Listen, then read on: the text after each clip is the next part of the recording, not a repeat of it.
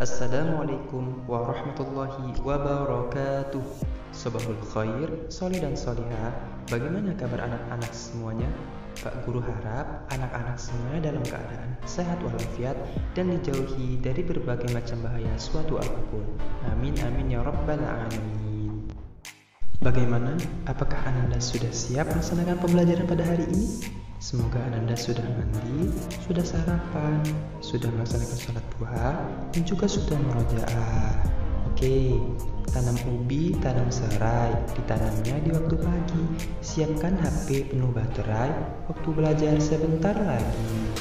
Pohon jati tumbuh berjajar, dari hilir hingga ke hulu. Sebelum kita mulai belajar, yuk mari berdoa terlebih dahulu.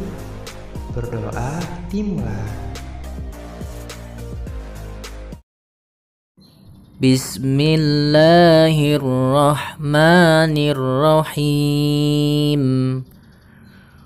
Raditu billahi rabba wa bil islami dina wa bi Muhammadin nabiyyan wa rasula. Rabbi zidni ilma warzuqni fahma. Amin ya rabbal alamin. Nah, pada pertemuan minggu lalu kita sudah belajar tentang materi kisah keteladanan Nabi Zakaria alaihi salam. Nabi Zakaria alaihi salam adalah pemuka Baitul Maqdis dan juga merupakan anak keturunan dari Nabi Sulaiman alaihi salam bin Daud alaihi salam. Beliau yang merawat Maryam ibunda Nabi Isa alaihi salam yang masih keponakannya. Maryam binti Imran bin Matan juga masih merupakan anak keturunan Nabi Sulaiman alaihi salam. Ibunda Maryam bernama Hannah memiliki saudara perempuan bernama Lisa. Lisa inilah yang menjadi istri Nabi Zakaria alaihissalam yang merupakan bibi dari Maryam. Nabi Zakaria alaihissalam mendapat cobaan dengan belum diberikannya keturunan yang akan mewarisinya. Padahal sudah lanjut usia, rambutnya pun sudah putih semua, badannya sudah tidak mempunyai kekuatan lagi. Nabi Zakaria alaihissalam tidak henti-hentinya berdoa kepada Rabb-Nya. Beliau berdoa dengan suara lembut dan lirih. Akhirnya, beliau dikaruniai anak laki-laki bernama Yahya yang akan meneruskan perjuangan Nabi Zakaria alaihissalam. Pada pertemuan hari ini, kita akan melanjutkan materi, yaitu materi KD 3.8, yaitu tentang kisah keteladanan Nabi Yahya alaihissalam. Tujuannya, Ananda mampu memahami kisah keteladanan Nabi Yahya alaihissalam. Oke, mari kita saksikan video pembelajaran berikut ini. Kelahiran Nabi Yahya alaihissalam. Nabi Yahya alaihissalam adalah putra dari Nabi Zakaria alaihissalam. Kehadiran Nabi Yahya alaihissalam membuat senang Nabi Zakaria alaihissalam dan istrinya. Kelak, Nabi Yahya alaihissalam menjadi pengganti dan pewaris Nabi Zakaria alaihissalam dan juga melanjutkan dakwah Nabi Zakaria alaihissalam. Allah Subhanahu wa Ta'ala mengabulkan dan memberikan kabar gembira akan anugerah yang diterima oleh Nabi Zakaria alaihissalam, yaitu lahirnya seorang putra yang kelak mewarisi beliau. Tidak hanya dalam masalah harta, namun juga akan mewarisi ilmu dan kenabian Nabi Zakaria alaihissalam. Anak-anak sudah tahu belum apa kabar yang diberikan Allah Subhanahu wa Ta'ala kepada Nabi Zakaria alaihissalam mengenai Nabi Yahya alaihissalam? Nah, jadi kabar mengenai Nabi Yahya alaihissalam adalah sebagai seorang anak istimewa yang akan Nabi Zakaria alaihissalam dapatkan, yang sebelumnya belum pernah diciptakan orang yang serupa dengan Nabi Zakaria alaihissalam. Nah, kemudian keteladanan Nabi Yahya alaihissalam.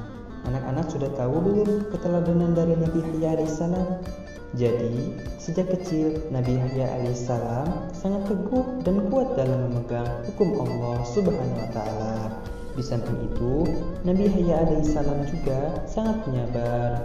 Pada suatu ketika, ada seorang raja datang ke tempat kediaman Nabi Yahya alaihissalam yang ingin menanyakan suatu perkara, yaitu perkara yang tidak boleh dijalani oleh syariah pada waktu itu. Jadi, banyak orang-orang yang condong dengan keputusan Nabi Yahya alaihissalam. Dengan gigih dan sabar, Nabi Yahya alaihissalam tetap menjalankan tugasnya yang diberikan Allah Subhanahu wa taala. Nabi Yahya alaihissalam juga merupakan seorang yang ramah terhadap siapapun, baik kepada teman sebayanya, teman yang lebih tua, dan bahkan teman yang lebih kecil dari umurnya. Nabi Yahya alaihissalam juga tidak pernah menyombongkan diri, tekun berbakti kepada Allah Subhanahu wa taala dan patuh kepada orang tuanya. Setelah Nabi Yahya alaihissalam usianya sudah mencapai dewasa, diangkatlah beliau menjadi utusan Allah Subhanahu wa taala. Allah memerintahkan Nabi Yahya alaihissalam yang berbunyi, "Hai Yahya, ambillah Taurat itu, kemudian sampaikan kepada orang-orang Bani Israel yang sudah menyimpang dari ajaranku yang ada pada kitab Taurat itu. Demikianlah isi perintah Allah Subhanahu wa taala kepada hamba-hambanya yang salih." Nah anak-anak, dalam kehidupan sehari-hari kita juga hendaklah kita memiliki keteladanan seperti Nabi Yahya alaihissalam. Keteladanan tersebut seperti hormat dan patuh kepada kedua orang tua, guru, dan sesama anggota keluarga. Hal tersebut dijelaskan Allah Subhanahu wa taala dalam firman-Nya surah An-Nisa ayat 36 yang berbunyi,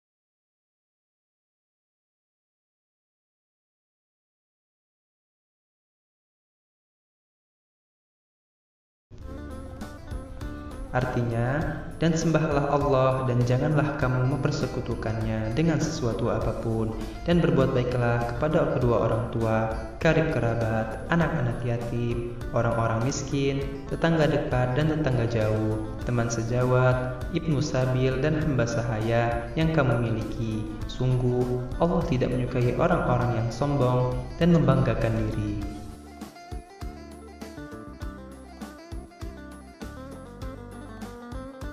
Kesimpulannya, Nabi Yahya alaihissalam adalah seorang anak yang akan Nabi Zakaria alaihissalam dapatkan. Sejak kecil, Nabi Yahya alaihissalam sudah diberi keistimewaan oleh Allah Subhanahu wa taala, yaitu beliau sangat teguh dan kuat dalam memegang hukum Allah Subhanahu wa taala, penyabar, ramah, tekun beribadah dan patuh pada kedua orang tua. Kemudian Nabi Yahya alaihissalam diutus untuk kaum Bani Israel.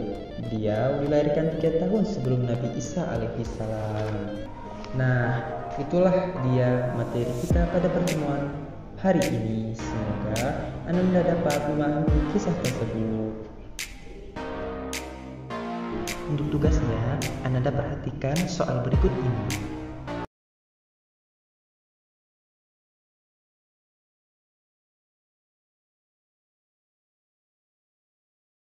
Oke, tetap jaga kesehatan dan sampai jumpa di pertemuan selanjutnya. Wassalamualaikum warahmatullahi wabarakatuh.